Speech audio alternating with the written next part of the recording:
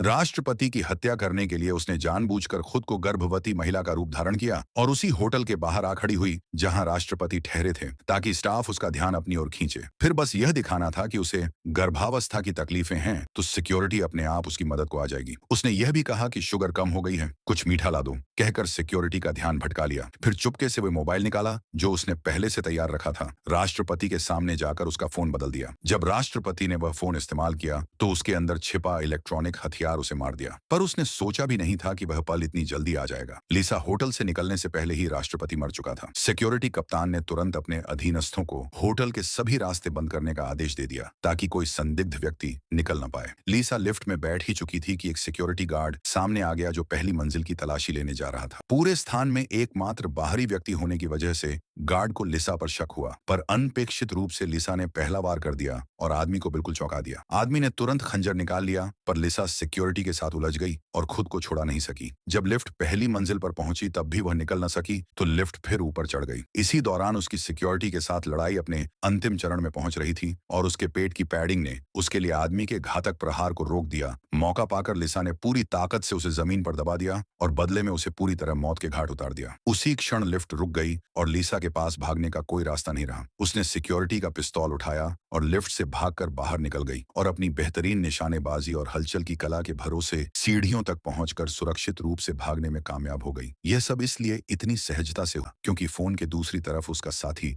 Real time में भागने का रास्ता बता रहा था। पर सुनिश्चित करने के लिए लिसा वापस बैंक्वेट हॉल लौट आई। खिड़कियों पर बेतहाशा गोलियां दागकर शीशे तोड़ दिए, फिर एक कुर्सी उठाकर बाहर फेंक दी ताकि नीचे सड़क पर लोग डरें। जब सिक्योरिटी बैंक्वेट की ओर दौड़े तो उन्हें लगा कि लिसा झरखत से कूदकर फरार हो गई है, जबकि यही लिसा की ध्यान भटकाने की चाल थी। तब वह सीढ़ियों पर कपड़े बदल रही थी, पैडिंग निकालकर फिर से वेट्रेस का भेष धर लिया और तेज दौड़कर सीढ़ियों से पहली मंजिल तक आकर रास्ते में मिली सिक्योरिटी को पूरी तरह मूर्ख बनाकर होटल के दरवाजे से सुरक्षित बाहर निकल गई। पर एक पेशेवर हत्यारे के रूप में लिसा सतर्क रही। संभावित पीछा करने वाले सिक्योरिटी से बचने के लिए जब वह सबवे स्टेशन पहुंची तो उसने फिर से कपड़े उतारे और दूसरी बार वेश बदला और इस बार एक फैशनेबल महिला का रूप धारण कर लिया जो पहले दो रूपों से बिल्कुल अलग